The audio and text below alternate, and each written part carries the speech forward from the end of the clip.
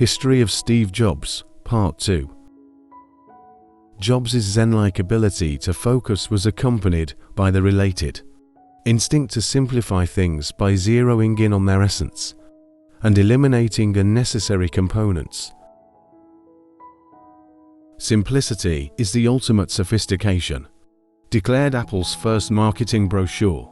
To see what that means, compare any Apple software with, say, Microsoft Word, which keeps getting uglier and more cluttered with non-intuitive navigational ribbons and intrusive features.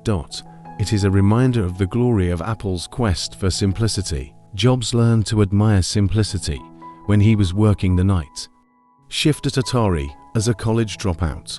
Atari's games came with no manual and needed to be uncomplicated enough that a stoned freshman could figure them out. The only instructions for its Star Trek game were 1. Insert quarter. 2. Avoid Klingons.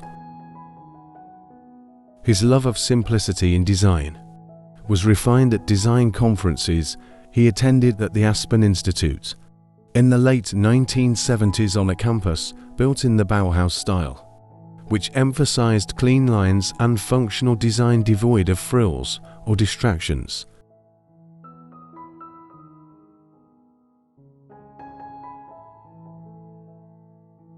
When Jobs visited Xerox's Palo Alto research center and saw the plans for a computer that had a graphical user interface and a mouse, he set about making the design both more intuitive. His team enabled the user to drag and drop documents and folders on a virtual desktop and simpler.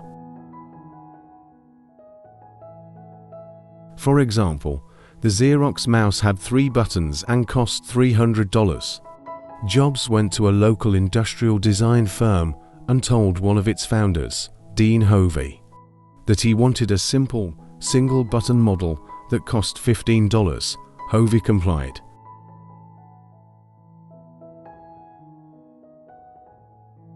Jobs aimed for the simplicity that comes from conquering, rather than merely ignoring, complexity.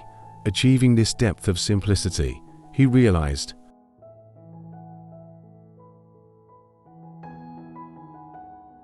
would produce a machine that felt as if it deferred to users in a friendly way rather than challenging them. It takes a lot of hard work, he said, to make something simple, to truly understand the underlying challenges and come up with elegant solutions. In Jony Ive, Apple's industrial designer, Jobs met his soulmate in the quest for deep, rather than superficial simplicity. They knew that simplicity is not merely a minimalist style or the removal of clutter in order to eliminate screws.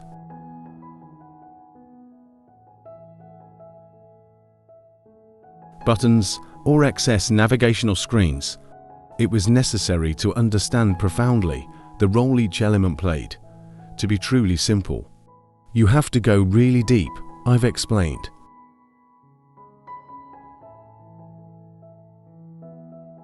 For example, to have no screws on something, you can end up having a product that is so convoluted and so complex. The better way is to go deeper with the simplicity, to understand everything about it and how it's manufactured.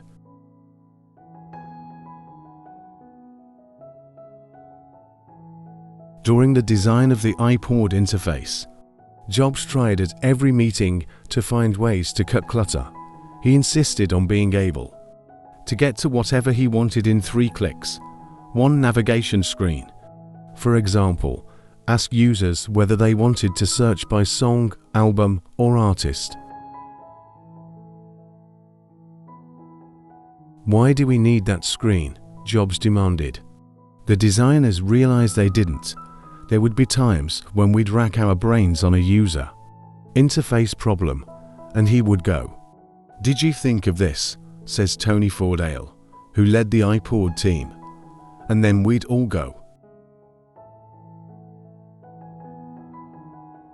"Holy shit, he'd redefine the problem or approach, and our little problem would go away. At one point, Jobs made the simplest of all suggestions: let's get rid of the on-off button. At first, the team members were taken aback.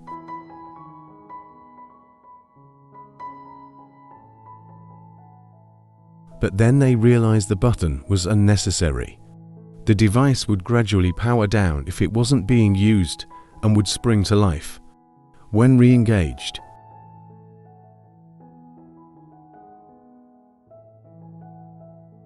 Likewise, when Jobs was shown a cluttered set of proposed navigation screens for iDVD, which allowed users to burn video onto a disk, he jumped up and drew a simple rectangle on a whiteboard.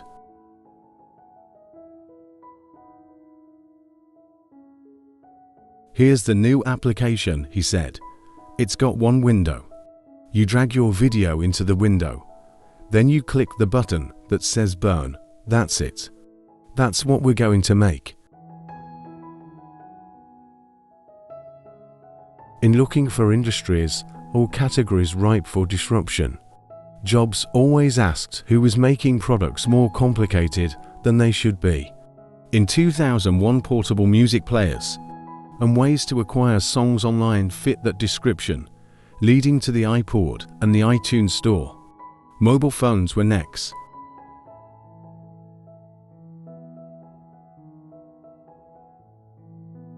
Jobs would grab a phone at a meeting and rank correctly that nobody could possibly figure out how to navigate half the features, including the address book.